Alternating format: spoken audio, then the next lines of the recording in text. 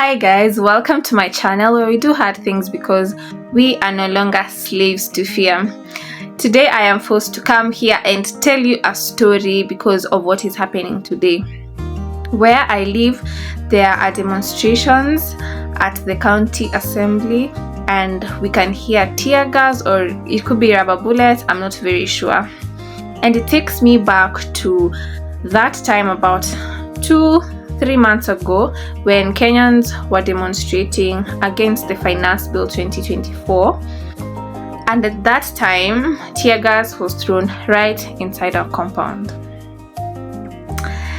And today it has just brought that fear, it has rather reminded me about what happened on that day. So it was on a Thursday. We are aware that demonstrations are going to happen. At that time they were doing it on Tuesday and Thursdays, and we thought as usual there'll be demonstrations but nothing out of the norm. And for me, I have never participated publicly in demonstrating because first of all I fear stampedes.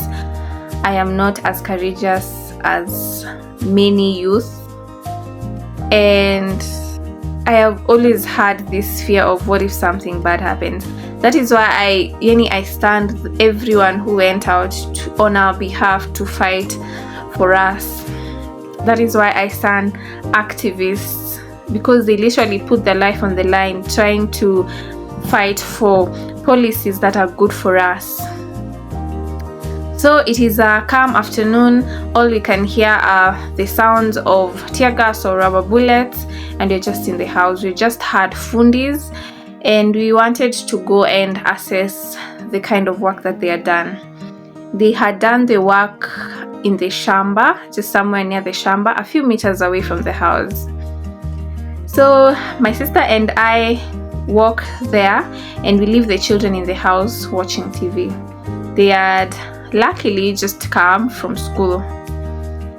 So as we had just arrived there, and my sister and I mentioned that why is it that today the sounds are so loud? There are always demonstrations but we can hear them from afar, but today they are so loud. Before we could answer that question, pa pa pa pa pa, we heard those sounds got super loud. But before we could even think about what to do, we saw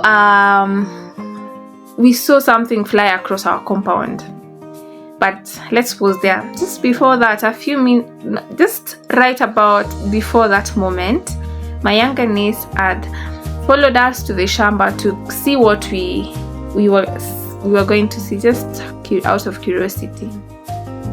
And that canister just passed right where she had passed. So ikaenda and then ika blow, and then I think it was thrown towards somewhere just right next to my parents' bedroom window, and that is where now the smoke started. At that time we are already running back to the house. My elder sister, the first thing she thought about was, oh my god, my child is in the house. So she left everything she had on her hand, and then she just started running towards the house. Me, I was left with the younger niece. She even left, she had worn some big slippers. They were not hers, they were adult slippers. She left them in the shamba. So tuko hapo mbio bin mbio. She's shoeless. My sister at that time, she is a bit confused. She wants to pass right in the middle of the smoke, and I got to know how fast that thing circulates. In just a second, smoke was entering the house and we could not be able to pass through the door. Luckily, there was another door that we could use to access the house. So I told my sister, no, you cannot pass there. You will not even manage to pass there. So I quickly suggested that she takes that other route, which she did, so that she can go and find out how my other niece is doing. We got so bad. By the time we were even crossing to the house, you could not breathe. I luckily again had a handkerchief in my pocket. I gave it to my younger niece. I covered her face and nose.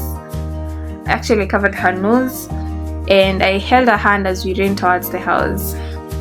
We reached the house, and my sister is still even more confused.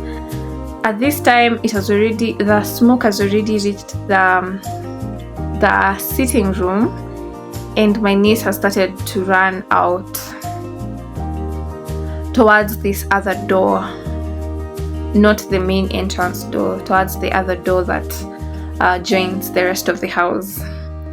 So my sister, she's thinking, let me close the door so that the smoke doesn't come out, and then enter and take her out.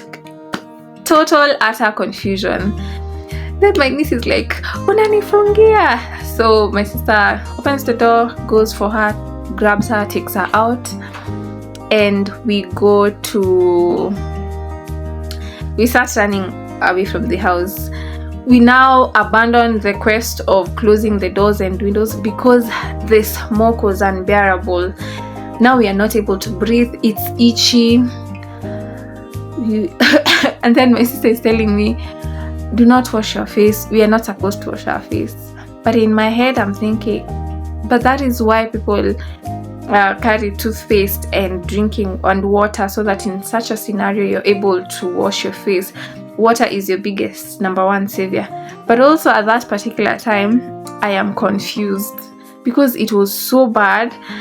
You think that anything you put on your face will definitely damage you. So they go outside. My sister is overwhelmed with the smoke because she entered into the sitting room where it was very concentrated. She goes, grabs my niece, and they walk towards the tank where they start washing their faces. And at that time, I'm left behind. I am choking. And for a moment, imagine, I saw light flashing. I thought, this is it. This is it. I'm not going to survive it. I couldn't breathe. I could not breathe. And I thought, if I am going to stay like this for the next 1-2 seconds, I am definitely not going to make it. So I followed them to the tank and we wash our face. Still very, very itchy, it was very bad. If you've never had to deal with tear gas, just thank God and never wish for it, because it's a very bad experience. So the first thing that after now the tear gas has calmed a bit down in our faces, I grab my phone and call my mom. I tell her that this and this has happened. We don't know how it got here, but now we are outside. My mom is in panic. She says, let me call and find out what's happening. A little bit later, just almost immediately, my dad calls and he's wondering what's happening. We explain to him and he says he has talked to someone, and it was the police who are chasing people from the CBD, and they had gone into the residential areas, and that's why the tear gas was thrown. And we're not sure, it could be a person who threw it, because they say that, I don't know, it could be a person, it could be the police. Those are just the stories that we were being told. So my dad told us to calm down, told us to get away from the tear gas. It's funny, one thing I remember you mentioned is, that thing is very bad, especially for you women. It has very long lasting effects. And that is what happened. And my nieces were so scared. They were very, very scared. And my heart broke for them. They called their father. They were in shock. And it was good to see that they had some sense of comfort after talking to their dad. they felt safe, they felt protected, even if he was far away at that particular time. They felt safe just telling him that this is what has happened and being assured that it's okay, you're going to be okay. So we are staying outside. Tear gas inaendelea. It has now gotten into all the rooms. You cannot even dare get into the house. So we stay outside. We're wondering, hey, are they going to throw something else? But then by that time, you could hear things have cooled down and we're just outside. Then my nieces were crying, asking my sister, are you going to die? Mommy, are you going to die? Are we going to die? Are they coming here? And it was very heartbreaking to see children talk about such heavy issues. And then they were saying, Mommy, are you going to leave us? They were saying, what if it comes? What if we die? They kept lamenting about how they're afraid that it was the end of life. But we calmed them down. But sasa Mimi and my sister, on another note, now we are laughing. I don't know why we were laughing, but I think as we were recounting, it was not funny. My nieces were saying, why are you laughing? It's not funny. Of course it wasn't funny, but somehow maybe we found ourselves laughing about it, just in terms of how we were reacting, in terms of how we were being all dramatic about the tear gas. It was our first time experiencing that, and our nieces were very sad. It was like, do not laugh about it. This is not a laughing matter. And my other big niece, she was telling me right before things had calmed down, she was asking me, so what do we do now? Can I go and pray? I told her, yes, you can pray. So I think she went just around the tank and she told me she prayed, which is very good.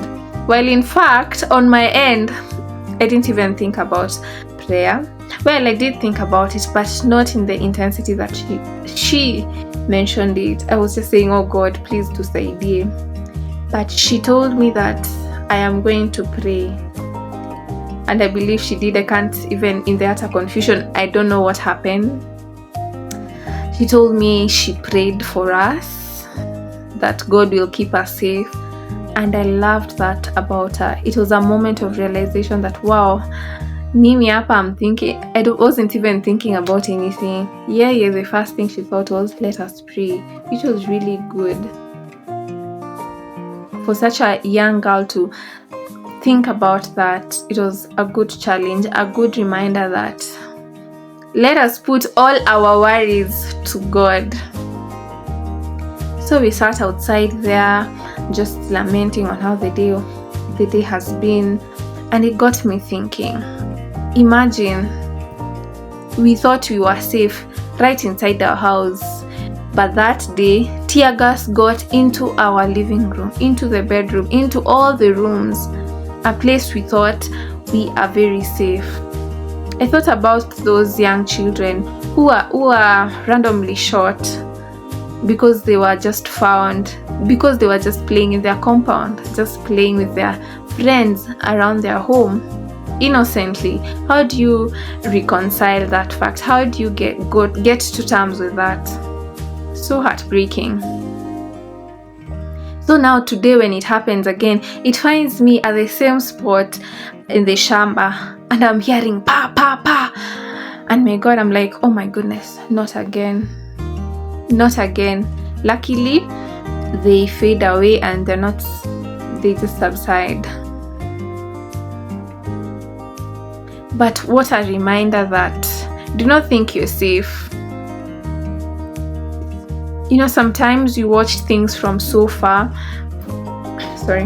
We hear news of things happening in the world, war in Gaza, DRC, things are happening in Tana, just war, calamity. And you're just at the comfort of our houses thinking, yeah, I've got everything, I'm safe. But it is when you think you're safe when something can happen, when you least expect it. So these things, they affect all of us.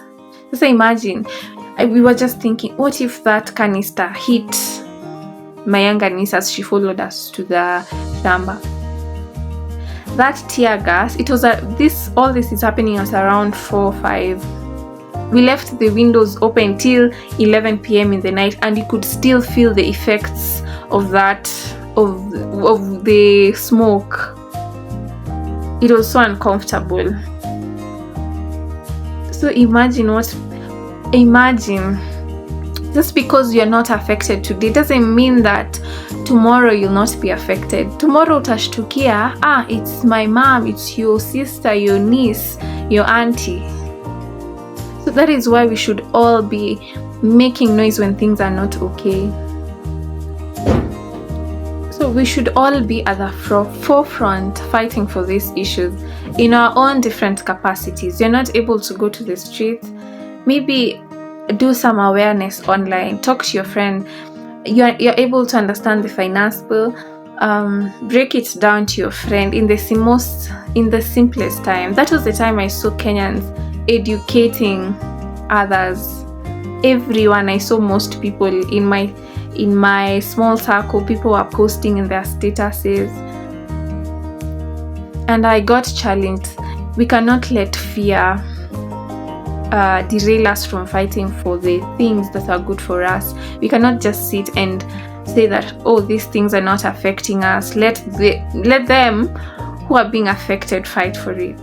No, we have to collectively fight, because someday we will be affected. Our children's children will be affected if we don't do something. So let us not, it was a big challenge for me not to just sit and watch things being done in the wrong way, saying that I do not have the capacity to help, I do not have the capacity to raise awareness. And it was also it was such a realization that today could be your last day. And so what if today is actually your last day on earth? Remember at that time we felt like this is it. I felt like this is my last moment. I was not able to breathe. So it's a whole thing. Let us stand up for the truth, for the right things. My heart breaks for these activists. They put their life on the line. They leave their families. I follow Boniface Mwangi a lot, and the work and energy he puts into these things is incredible. And I'm just praying that God give me the strength and courage to also fight for my country in the issues that matter most. Be it through my communication, be it through my writing. Help me to be an element of change, because remember, change does not just bring itself. It has to start from within. If every one of us agrees to change or to fight for that change, then that's how a revolution is created. And it was also a good reminder to be grateful about the things that we have, about the peace that we enjoy every single day. There's so much that we take for granted, and this is always a reminder to thank God for peace, to thank God for living in protected areas, to thank God that these things, if you have good things going on for you, you don't have to go for demonstrations in your country or in your community. Thank God for that. It's a privilege that most of us take for granted. So that was my short story. I cannot in my mind forget that experience. I hope going forward we'll be able to fight for change in better ways, that these things don't have to be done. Tear gas thrown just carelessly over people's compounds, people their lives being lost carelessly. We do not have to lose anyone because you're fighting for change. But they say change is quite a hard thing, so we can only pray to God, do our best as individuals and collectively as a team, and hope that we'll have a better Kenya. Bye bye. I hope to see you again. Enjoy your week.